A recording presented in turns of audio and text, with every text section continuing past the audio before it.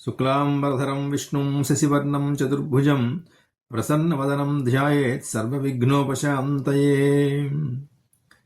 శరజ్యోత్స్నాశుద్ధాం శశీతజటాజూటమకుటాం వరత్రాసత్రానస్ఫటికఘుటికా పుస్తకకరాం సకృన్నత్వా నత్వా కథమివ సతాం సన్నిధతే మధుక్షీరద్రాక్షా మధురమధురీనాః ఫణితయః. గురుబ్రహ్మా గురుర్విష్ణుః గురుదేవో మహేశ్వరः గురు సాక్షాత్ పరబ్రహ్మ తస్మై శ్రీగురవే నమః. వ్యాసాయ విష్ణురూపాయ వ్యాసరూపాయ విష్ణవే నమో వై బ్రహ్మణదే వాసిష్ఠాయ నమో నమః. శాంతాకారం భుజగశయనం పద్మనాభం సురేశం విశ్వాధారం గగనసదృశం మేఘవర్ణం శుభాంగం లక్ష్మీకాంతం కమలనయనం యోగిహృద్యానగమ్యం వందే విష్ణుం భోభయహరం సర్వలోకైకనాథం. హరి ఓం తత్సత్. విష్ణు సహస్రనామాల్లో 7వ శ్లోకాన్ని ఈరోజు చెప్పుకుందాం. అగ్రాహ్య శాశ్వత కృష్ణో లోహితాక్ష ప్రతర్ధన ప్రభూత త్రికగుబ్ధామ పవిత్రం మంగళం పరం అని. ఇందులో 9 నామాలు ఉన్నాయి. అగ్రాహ్య, శాశ్వత, కృష్ణ, లోహితాక్ష, ప్రతర్ధన, ప్రభూత, త్రికగుబ్ధామ, పవిత్రం, మంగళం పరం అని. ఇందులో మొదటిది అగ్రాహ్య. గ్రాహ్యము అంటే గ్రహించగలిగినది అని అర్థం. అగ్రాహ్యము అంటే గ్రహించలేనిది అని అర్థం. పరమాత్మ అగ్రాహ్యుడు, గ్రహించడానికి శక్యము కానివాడు అని అర్థం. లోకంలో మనం అన్నింటినీ కూడా మన యొక్క ఇంద్రియాలతో తెలుసుకుంటూ ఉంటాం.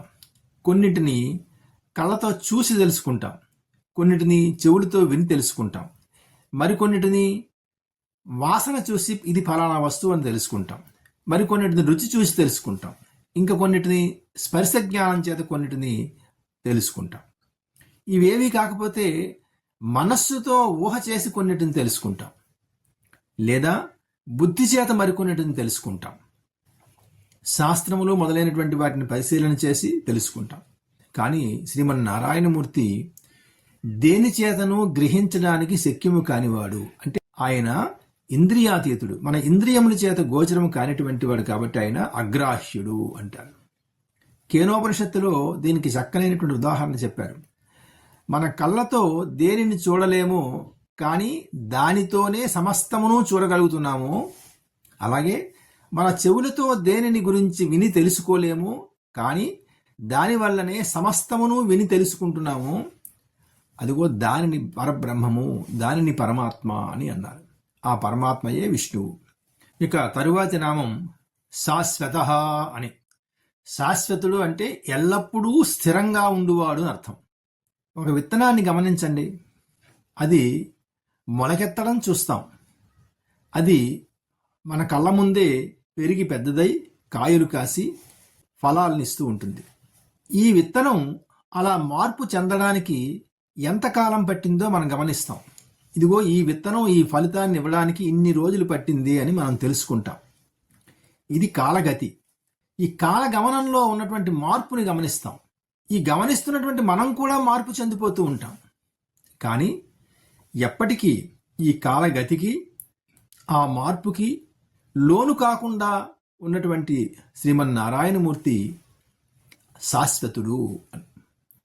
ఎప్పటికీ మార్పు చెందనివాడు, ఎప్పటికీ నశించినటువంటి వాడు కాబట్టి ఆయన శాశ్వత అనే నామం ఆయనకి వర్తిస్తుంది.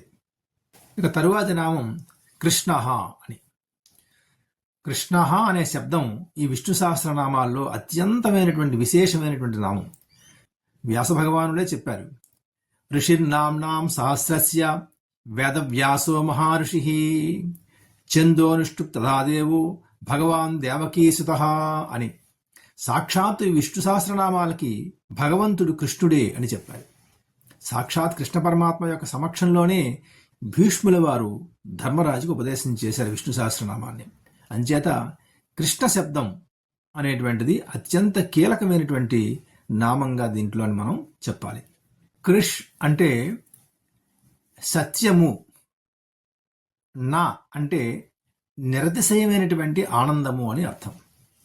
కృష్ణ అంటే సత్యము, ఆనందము ఈ రెండూ కలిసి ఎక్కడ ఉంటాయో అది కృష్ణ. కృష్ణుడు ఉన్న చోట ఆనందం వెళ్లి విరిసేది. ఆ కృష్ణుడి యొక్క ప్రతి కదలిక కూడా ఆనందాన్ని ఇస్తూ ఉంటుంది.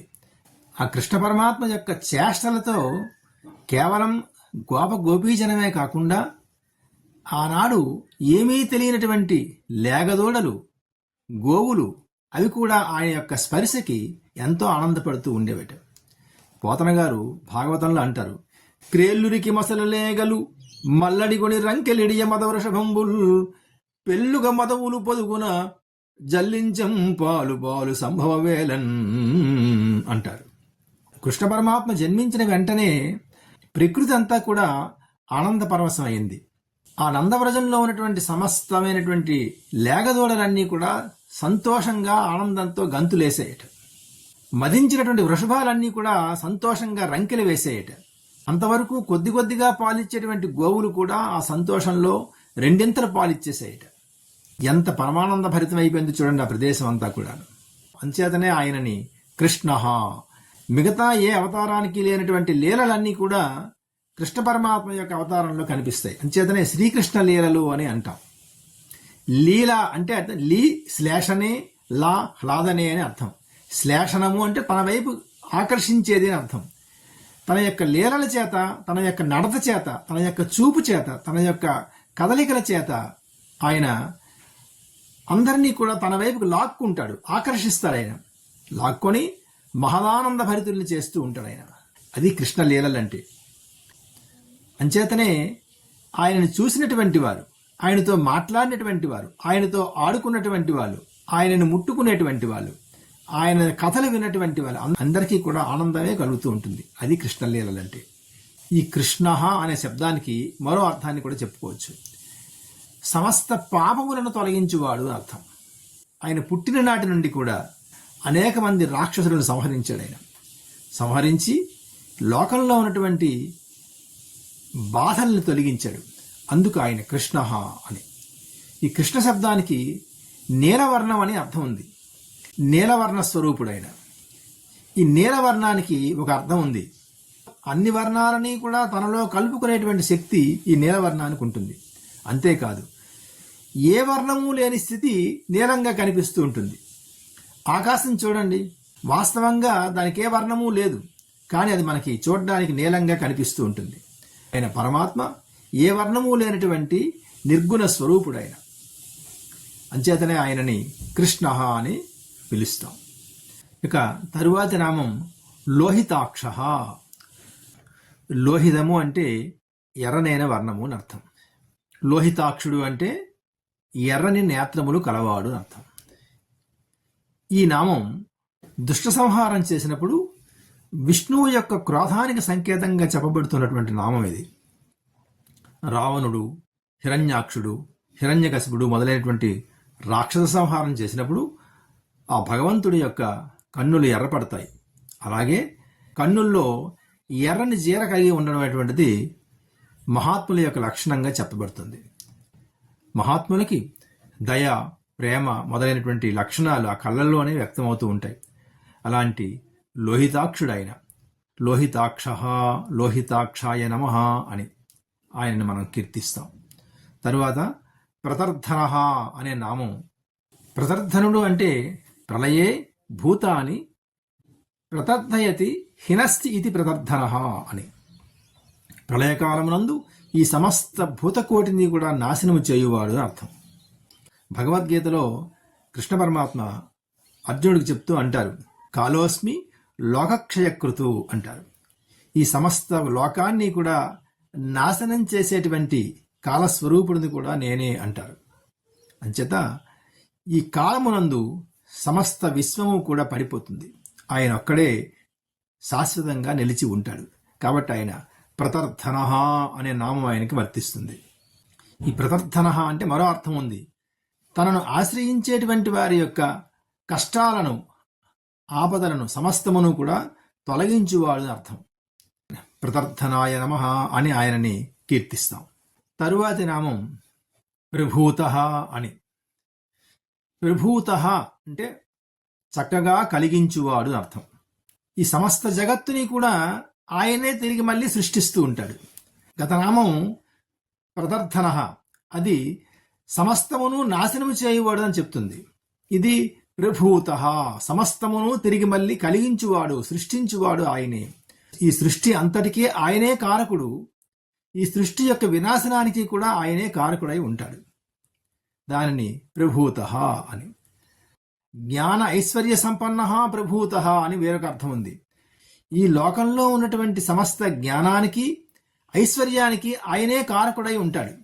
ఈ ప్రతర్థన, ప్రభూత అనేటువంటి రెండు నామాలు కూడా సూర్యభగవానుడి యొక్క స్వరూపాన్ని తెలియజేస్తూ ఉంటాయి మనకి. సూర్యోదయం కాగానే ఆయన యొక్క కిరణ స్పర్శకి కొన్ని కోట్ల జీవరాశులు ఉద్భవిస్తూ ఉంటాయి. ఆయన ఉదయంతో అనేకమైనటువంటి జీవరాశులు నశిస్తూ ఉంటాయి. ఆయన ప్రతర్థనుడు, ప్రభూతుడు కూడా ఆయనే. ప్రభూతాయ నమః అని ఆయనని మనం కీర్తిస్తాం. తరువాతి నామం త్రికకుబ్ధామః అని. త్రికకుబ్ధామః అంటే మూడు లోకములందు నివాసముండువాడు అర్థం. ఊర్ధ్వలోకంలోని, మధ్యగా ఉండేటువంటి లోకాల్లోని, అధోలోకాల్లోని కూడా ఆయనే ఉంటాడు. మూడు లోకాల్లో, మూడు కాలాల్లో, మూడు అవస్థల్లో కూడా ఆయనే ఉంటాడు. కాబట్టి ఆయన త్రికకుబ్ధామః అనేటువంటి నామం ఆయనకి వర్తిస్తుంది. తరువాతి నామం పవిత్రం అని. పవిత్రాయ నమః అని ఆయనని కీర్తిస్తాం. పునాతి ఇది పవిత్రం అంటే తరింపచేయునది అని అర్థం. ఆయన యొక్క నామం, ఆయన యొక్క రూపం, ఆయన యొక్క కథలు అన్నీ కూడా మానవాళిని తరింపచేసేవే అని అర్థం. పోతన గారు భాగవతంలో అంటారు, సంసార జీమూత సంఘం భువిచ్చునే చక్రిదాస్య ప్రభంజనములేక తాపత్రయాభీల దావాగ్నులారునే విష్ణు సేవామృత వృష్టి లేక అంటారు. ఈ సంసారం అనేటువంటిది కమ్ముకునేటువంటి కారు మేఘాలు లాంటిది. ఇది కురిసి మనల్ని ముంచెత్తకుండా ఉండాలంటే ఆ విష్ణువు యొక్క సేవ అనేటువంటి పెనుగాలి మాత్రమే మనకు శరణు అంటారు. తాపత్రయాలనేటువంటి దావాగ్ని మనల్ని చుట్టుముట్టకుండా ఉండాలంటే నారాయణమూర్తి యొక్క సేవ అనేటువంటి మహావర్షం మనకు శరణు అంటారు. కాబట్టి అలాంటి తరింపచేసేటువంటి స్వభావం ఉన్నటువంటి వాడు కాబట్టి ఆయన పవిత్ర అని. పవిత్రాయ నమః అని ఆయనని మనం కీర్తిస్తాం. చివరి నామం మంగళం పరం అని. మంగళం పరం అని వేరువేరు పదాలు కావు, ఇది ఒకటే పదంగా మనం తీసుకోవాలి. పరస్మై మంగళాయ నమః అని అర్థం. అంటే పరమమైనటువంటి మంగళకారకుడు, పరమానంద స్వరూపుడు ఆయనే. ఆయన యొక్క నామం కానీ, ఆయన యొక్క రూపం, ఆయన యొక్క కథా శ్రవణం అంతా కూడా పరమ మంగళకారకమైనటువంటివి, పరమానందకారకమైనటువంటివి. యస్య స్మృత్యాచ నామోక్త్యా తపః పూజా క్రియాదిషు న్యూనం సంపూర్ణతాం యాతి సద్యో వందే తమచ్యుతం అంటాం. ఎవరి యొక్క నామాన్ని ఒకసారి స్మరించినంత మాత్రం చేత, ఎవరి యొక్క రూపాన్ని ఒకసారి ధ్యానించినంత మాత్రం చేత సమస్త మంగళములు కలుగుతాయో అతడే విష్ణువు, ఆయనే శ్రీమన్నారాయణమూర్తి. కాబట్టి ఆయన పరస్మై మంగళాయ నమః అని ఆయనను మనం కీర్తన చేస్తాం. అగ్రాహ్య శాశ్వత కృష్ణో లోహితాక్ష ప్రదర్థన ప్రభూత త్రికకుబ్ధామ పవిత్రం మంగళం పరం అని 9 నామాలు మనం ఈరోజు చెప్పుకున్నాం. తరువాత 8వ శ్లోకాన్ని మళ్ళీ ప్రారంభం చేద్దాం. సర్వం శ్రీ మాతృచరణారవిందార్పణమస్తు. స్వస్తి.